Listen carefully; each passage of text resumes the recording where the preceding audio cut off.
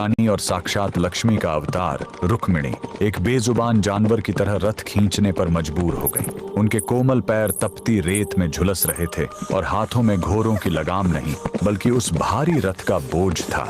लेकिन सबसे हैरान करने वाली बात तो ये थी कि उनके सामने स्वयं भगवान श्री कृष्ण खड़े थे। फिर भी वे अपनी अर्धांगिनी को इस हाल में क्यों देख रहे थे?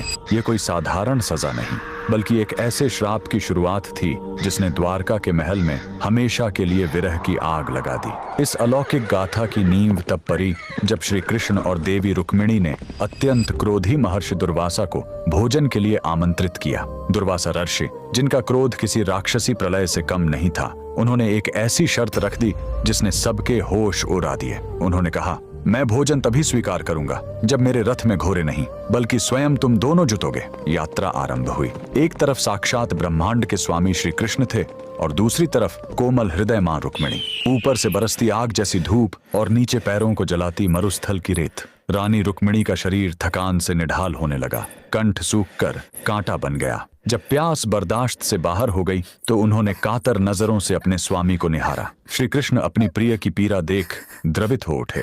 उन्होंने बिना क्षण गंवाए अपने अंगूठे से धरती पर प्रहार किया और वहीं से गंगा की निर्मल धारा फूट पड़ी। रुक्मिणी ने व्याकुलता में वह जल पी लिया। उनकी प्यास तो बुझ गई, लेकिन वे यह भूल गईं कि उनके साथ एक ऐसे आर्ष हैं जिन्हें अनुशासन से बढ़कर कुछ प्रिय नहीं। महर्षि दुर्वासा का चेहरा क्रोध से तमतमा उठा। उन्होंने गर्जना की, रुक्मिणी, तुमने अतिथि को जल पूछे बिना स्वयं जल ग्रहण करने का दुस्साहस किया। जिस प्यास ने तुम्हें मर्यादा भुला दी, वही प्यास अब तुम्हारे विरह का कारण बनेगी। उन्होंने श्राप दिया कि जिस द्वारका में श्री कृष्ण बसेंगे, रुक्मिणी वहां कभी नहीं रह पाएंगी और उसी क्षण से प्रेम की वो अटूट जोड़ी हमेशा के लिए अलग हो गई।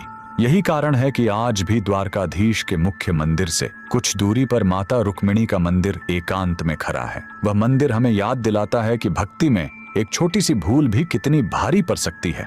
जहां रानी ने अपनी प्यास बुझाई थी, उसे आज भी रुक्मिणी कुंड कहा जाता है, जो उस अधूरे मिलन और अमर प्रतीक्षा का प्रतीक है। अगर आप भी साक्षात लक्ष्मी नारायण के इस अलौकिक प्रेम को नमन करते हैं तो कमेंट्स में जय श्री कृष्णा जरूर लिखें।